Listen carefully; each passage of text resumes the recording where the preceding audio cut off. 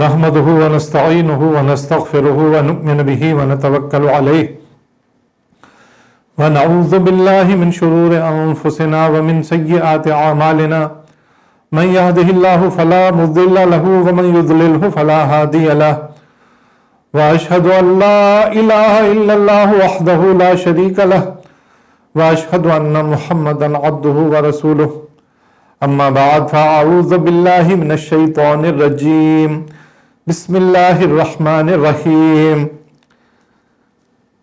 ولا تقولوا لمن يقتل في سبيل الله أموات بل أحياء ولكن لا تشعرون ولنبلونكم بشيء من الخوف والجوع ونقص من الأموال والأنفس والثمرات وبشر الصابرين الذين إذا أصابتهم مصيبة قالوا إنا لله وإنا إليه راجعون أولئك عليهم صلوات من ربهم ورحمة وأولئك هم المهتدون إن الصفا والمروة من شعائر الله فمن حج البيت أو اعتمر فلا جناح عليه أن يطوف بهما ومن تطوع خيرا فإن الله شاكر عليم صدق اللہ مولانا العظیم رب اشرح لی صدری ویسر لی امری واحلل عقدۃ من لسانی یفقہوا قولی۔ اللہ رب العالمین فرماتے ہیں کہ جو لوگ اللہ کی راہ میں مارے جائیں انہیں مردہ نہ کہو، ایسے لوگ تو حقیقت میں زندہ ہیں مگر تمہیں ان کی زندگی کا شعور نہیں ہوتا، اور ہم ضرور تمہیں خوف و خطر، فاقہ کشی، جان و مال کے نقصانات اور آمدنیوں کے گھاٹے میں مبتلا کر کے تمہاری آزمائش کریں گے۔ ان حالات میں جو لوگ صبر کریں اور جب کوئی مصیبت پڑے تو کہیں کہ ہم اللہ ہی کہیں اور اللہ ہی کی طرف ہمیں پلٹ کر جانا ہے۔ انہیں خوشخبری دے دو، ان پر ان کے رب کی طرف سے بڑی عنایات ہوں گی، اس کی رحمت ان پر سایہ کرے گی، اور ایسے ہی لوگ راست رو ہیں۔ یقیناً صفا اور مروہ اللہ رب العالمین کی نشانیوں میں سے ایک ہیں، لہذا جو شخص بیت اللہ کا حج یا عمرہ کرے اس کے لیے کوئی گناہ کی بات نہیں کہ وہ ان دونوں پہاڑیوں کے درمیان صحیح کر لے، اور جو برضا و رغبت کوئی بھلائی کا کام کرے گا اللہ کو اس کا علم ہے اور وہ اس کی قدر کرنے والا ہے۔ سورہ بقرہ کی آج ہم نے آیت نمبر 154 سے 158 5 آیات تلاوت کی ہیں۔ ان آیات کو سنتے ہی، ان آیات کا ترجمہ سنتے ہی آپ کو سمجھ میں آ گئی ہوگی بات کہ یہ حقیقی ایمان لانے والے لوگوں کا تذکرہ ہے اس کے اندر، کہ جو لوگ بالکل یکسو ہو کر اللہ رب العالمین سے محبت کرتے ہیں، اللہ کو اپنا رب اور معبود مانتے ہیں، اسی کی بندگی کرنا چاہتے ہیں، اس کے علاوہ دنیا میں کوئی چیز انہیں مرغوب پسندیدہ نہیں ہے۔ اللہ رب العالمین فرماتے ہیں کہ وَلَا تَقُولُوا لِمَنْ يُقْتَلُ فِي سَبِيلِ اللَّهِ أَمْوَاتٌ بَلْ أَحْيَاءٌ وَلَكِنْ لَا تَشْعُرُونَ۔ جو لوگ بھی اللہ کی راہ میں مارے جائیں انہیں تم مردہ نہ کہو، حقیقت میں وہ زندہ ہیں، ان کی زندگی کا تمہیں کوئی شعور نہیں ہے۔ یہ جملہ جو ہے نا، یہ موٹیویشنل ایک ورڈ ہے، ایک جملہ ہے، کہ جس میں اللہ رب العالمین اپنے بندوں سے کہتا ہے کہ یہ لوگ جو شہید ہو جاتے ہیں، اللہ رب العالمین کے دین کی خاطر قتال کرتے ہیں، اللہ رب العالمین کے دین کی خاطر اللہ کے دشمنوں سے لڑتے ہیں اور لڑنے میں وہ شہید ہو جاتے ہیں، ان کا قتل ہو جاتا ہے، تو اس سے گھبرانے کی کوئی بات نہیں ہے۔ اللہ رب العالمین فرماتے ہیں وہ تو زندہ ہیں، ان کی زندگی کا تمہیں اس حقیقت کا شعور نہیں ہے، واللہ رب العالمین کے پاس کیسی بڑی عنایات ان کے پاس موجود ہیں، اللہ رب العالمین کے پاس۔ صحابہ کرام رضوان اللہ علیہم اجمعین کا بالکل یہی طرز عمل تھا۔ بنیادی طور پر یہ جو منافقین تھے اور یہ جو یہودی تھے اور نصارہ تھے جو اس وقت تک ایمان لے کر نہیں آئے تھے، یہ بار بار یہ بات کہتے تھے مسلمانوں سے کہ تم لوگ مرتے چلے جا رہے ہو، تم کو کیا فائدہ ہو رہا ہے، اتنے سارے لوگ مر گئے، اتنا فلاں ہو گیا، اتنا فلاں ہو گیا۔ یہ سب باتیں وہ کرتے تھے تاکہ مسلمانوں کو ڈی مورلائز کریں، مسلمانوں کے مورال کو کم کریں، نیچے کریں، اور وہ فیل کریں کہ یار ہمارے مرنے کے بعد کیا ہوگا۔ تو اللہ رب العالمین ان ایمان لانے والے لوگوں سے متعلق فرماتے ہیں۔ دیکھیں اس سے پہلے کیا تھا، فَاذْكُرُونِي أَذْكُرْكُمْ وَاشْكُرُوا لِي وَلَا تَكْفُرُونَ يَا أَيُّهَا الَّذِينَ آمَنُوا اسْتَعِينُوا بِالصَّبْرِ وَالصَّلَاةِ۔ یہ ان اللہ مع الصابرین، اللہ رب العالمین اپنے ان بندوں کا ذکر کر رہا ہے جو اللہ کو یاد کرتے ہیں ہر حالت میں، زندگی کے ہر معاملے میں اس کے احکامات کو، اس کے قوانین کو فالو کرتے ہیں، اس کے مطابق اپنی زندگی گزارتے ہیں۔ اب ان کو یہ بات کہی جا رہی ہے کہ اگر کوئی اللہ رب العالمین کے راستے میں مارا جائے، شہید ہو جائے، تو تم انہیں مردہ مت کہو، وہ زندہ ہیں لیکن تمہیں ان کی زندگی کا شعور نہیں ہے۔ اور پھر اللہ رب العالمین فرماتے ہیں کہ دیکھو ہم نے دنیا میں انسانوں کو بھیجا صرف اس لیے ہے کہ ہم ان کی آزمائش کرنا چاہتے ہیں۔ اس آزمائش میں جو لوگ پورا اتریں گے، نبتلی فجعلناہ سمیعا بصیرا، اللہ رب العالمین تمہیں ابتلا میں آزمائش میں مبتلا کرے گا، تمہیں اس نے سمیع اور بصیر بنایا، دیکھنے والا، سوجھ بوجھ والا بنایا ہے، اما شاکرا و اما کفورا۔ وہ دیکھنا چاہتا ہے کہ جو تمہیں سیدھی راہ مل گئی ہے، تمہیں سمجھ بوجھ دی گئی ہے، تمہیں جو آزمایا جا رہا ہے، تو کون اللہ رب العالمین کا شکر گزار بندہ بنتا ہے اور کون اس کا نافرمان بنتا ہے، اس کا کفر کرنے والا بنتا ہے۔ تو دنیا تو اللہ رب العالمین نے بنائی آزمائش کے لیے۔ اس آزمائش میں کیوں آزمائش کرتا ہے اللہ رب العالمین؟ جیسے رب العالمین نے فرمایا سورہ العنکبوت میں، الف لام میم احسب الناس ان یترکوا ان یقولوا آمنا وهم لا یفتنون وَلَقَدْ فَتَنَّا الَّذِينَ مِن قَبْلِهِمْ فَلَيَعْلَمَنَّ اللَّهُ الَّذِينَ صَدَقُوا وَلَيَعْلَمَنَّ الْكَاذِبِينَ۔ اللہ الف لام میم، اللہ رب العالمین کو تو یہ دیکھنا ہے کہ تم میں سے کون لوگ، تم یہ سمجھ کر چھوڑ نہیں دیے جاؤ گے کہ تم ایمان لائے، خالی یہ کہہ دینے سے تم خالی چھوڑ دیے رہو گے۔ اللہ رب العالمین کو تو یہ دیکھنا ہے کہ تم میں سے اس ایمان میں سچا کون ہے اور جھوٹا کون ہے، اس کو آزمانا ہے۔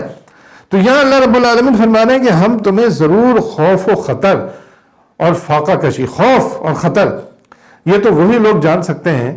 ابھی جیسے دہلی میں مسلمانوں کے ساتھ بے انتہا ظلم ہوا، مسلمانوں کے ساتھ بے انتہا ظلم ہوا، ان کے گھروں کو آگ لگا دی گئی، تلواروں سے، لاٹھیوں سے مار مار کر ان کو شہید کر دیا گیا، یا دمشق میں یا افغانستان میں یا کشمیر میں جس طرح کی مصیبتیں ہیں انسانوں کے اوپر، یا کوئی اور ایسی مصیبت، آدمی کس قدر خوف میں ہوتا ہے۔ کراچی میں جب غنڈہ گردی تھی، نامعلوم افراد کا چلن تھا، اس میں بھی آپ دیکھیں کس قدر مصیبت تھی، آدمی گھر سے نکلتے ہوئے ڈرتا تھا، لیکن اس موقع پر بھی جو لوگ ثابت قدمی دکھاتے ہیں۔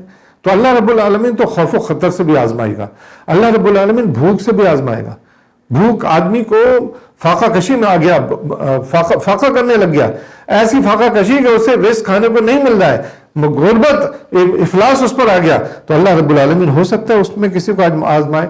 جان و مال کے نقصانات، جان کا بھی نقصان ہو سکتا ہے اور مال کا بھی نقصان ہو سکتا ہے۔ جان کا چھوٹا بہت نقصان بھی ہو سکتا ہے، کہ تھوڑا بہت نقصان بھی ہو سکتا ہے کہ ٹانگ ٹوٹ گئی، ہاتھ ٹوٹ گیا، کن پٹی، آنکھ ضائع ہو گئی، کچھ بھی ہو سکتا ہے۔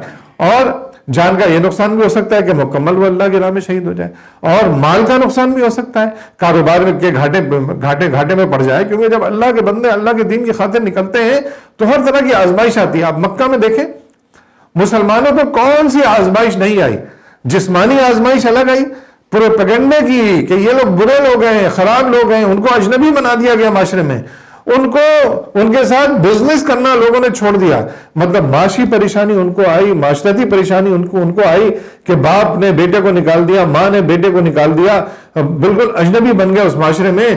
دشمنوں نے، مشرکین نے، کفار قریش نے مسلمانوں پر زندگی تنگ کر دی، شیب ابی طالب میں چلے گئے۔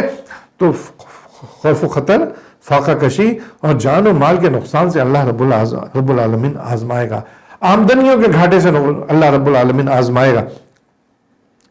ان حالات میں جو لوگ صبر کریں، اللہ رب العالمین فرماتا ہے، جیسے پہلے کہا تھا نا کہ یا ایھا الذین آمنوا استعینوا بالصبر والصلاۃ، نماز اور صبر سے مدد لو، اپنے اندر اسٹرینتھ پیدا کرو، طاقت پیدا کرو، کہ نماز اور صبر جو ہے تمہارے اندر طاقت پیدا کرتی ہے۔ اب یہ دیکھیں یہاں بھی صبر کیا ہے کہ ان حالات میں برداشت، تحمل، ضبط نفس، ثابت قدمی اللہ رب العالمین کے دین کی خاطر۔ یہ نہ ہو کہ مال کا فلاں کا نقصان ہوا تو اللہ کا دین چھوڑ بیٹھے، اللہ سے ناراض ہو گئے، بلکہ صبر کیا۔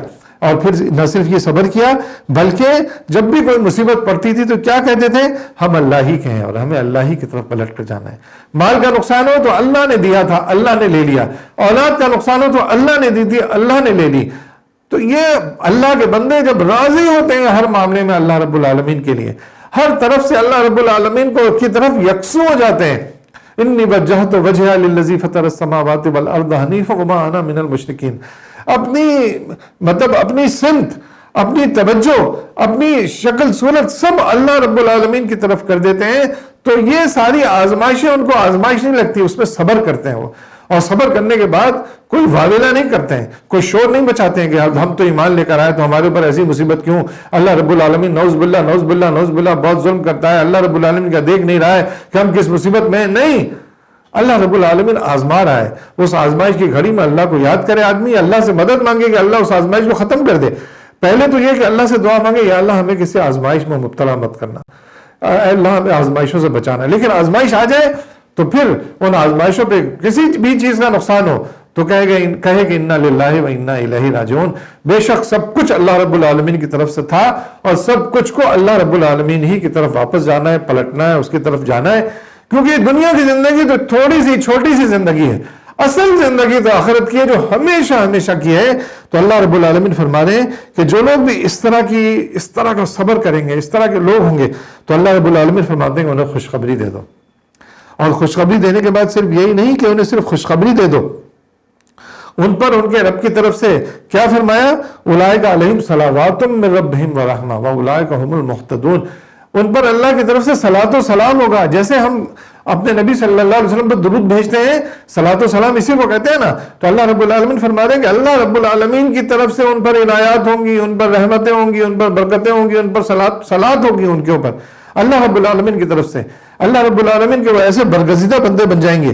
اور آزمائش کے بارے میں یہ بات بھی آپ سب لوگ جانتے ہیں، اہل علم ہیں، اس بات کو سمجھتے ہیں کہ حضرت قتادہ رضی اللہ تعالیٰ عنہ کی حدیث ہے کہ قیامت کے روز میزان سجے گا اور ہر ایک کے اعمال کو فَمَن يَعْمَلْ مِثْقَالَ ذَرَّةٍ خَيْرٍ يَرَهُ وَمَن يَعْمَلْ مِثْقَالَ ذَرَّةٍ شَرٍّ يَرَهُ. جو نیکی کی ہوگی وہ نیکی کے پلڑے میں، جو بدی کی ہوگی بدی کے پلڑے میں. کوئی باریک سی بدی بھی نہیں رہ جائے گی جو نہ ہو موجود وہاں پہ، کوئی باریک سی نیکی بھی ایسی نہ رہے گی جو وہاں پہ موجود نہ ہو، سب موجود ہوگی.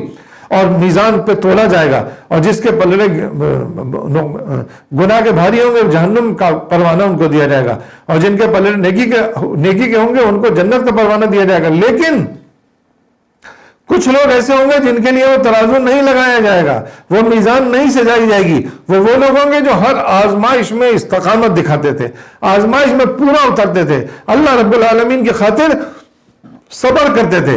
ایسے لوگ جنہوں نے ہر آزمائش میں پورا اترتے ہیں، تو حضرت قتادہ رضی اللہ تعالیٰ عنہ کی حدیث ہے کہ اللہ رب العالمین پھر میزان کو ہٹا دے گا اور کہے گا یہ لوگ تو وہ بندے ہیں کہ جنہوں نے میری رضا کی خاطر ہر طرح کی آزمائشوں کو برداشت کیا، استقامت دکھائی. ان کے لیے کوئی میزان کوئی تول کا نظام، ماپ تول کا نظام نہیں ہوگا، انہیں سیدھا جنت میں لے جاؤ، یہ تو بالکل فائنل ہے، دنیا میں یہ آزمائشوں میں پورا اتر چکے ہیں. تو اللہ رب العالمین ان پر اس کی رحمت سایہ کرے گی. اور ایسے ہی لوگوں کے بارے میں اللہ رب العالمین نے فرمایا کہ وہ راست رو لوگ ہیں. پھر فرمایا رب العالمین نے کہ یقیناً صفا اور مروہ اللہ کی نشانیوں میں سے ہیں. صفا اور مروہ کا ہم سب لوگ جانتے ہیں کہ حضرت ہاجرہ علیہ السلام جب ننھے اسماعیل کو پیاس لگی اور پیاس سے بلبلانے لگے تو حضرت ہاجرہ صفا سے مروہ کی طرف. آج کل تو جو لوگ حج پہ جاتے ہیں صفا مروہ تو ماربل کا فرش بن گیا ہے نا، آرام سے ایئر کنڈیشن ہال ہے، اس میں آرام سے دوڑتے ہوئے چلے جاتے ہیں. اس زمانے میں ایئر کنڈیشن ہال نہیں تھا، نہ صفا مروہ پہ ماربل بچھے ہوئے تھے، بلکہ پتھریلی پہاڑیاں تھیں. صفا سے مروہ لوگ سمجھتے ہیں 0.25 کلومیٹر، تقریباً 0.25 کلومیٹر آنا جانا دونوں تقریباً 1.5 یا 1.25 کلومیٹر بنتا ہے.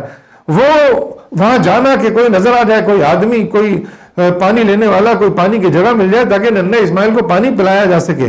وہ بلبلاتی ماں اپنے بچے کے لیے 7 چکر لگاتی ہیں اور پھر جب دیکھتی ہیں کہ ننھے اسماعیل کی ایڑی سے آب زمزم نکل آیا ہے تو بھاگ کر آتی ہیں اور جو بہتا ہوا پانی اس کو کہتی ہیں زم زم زم زم، رک جا رک جا، پانی رک جاتا ہے.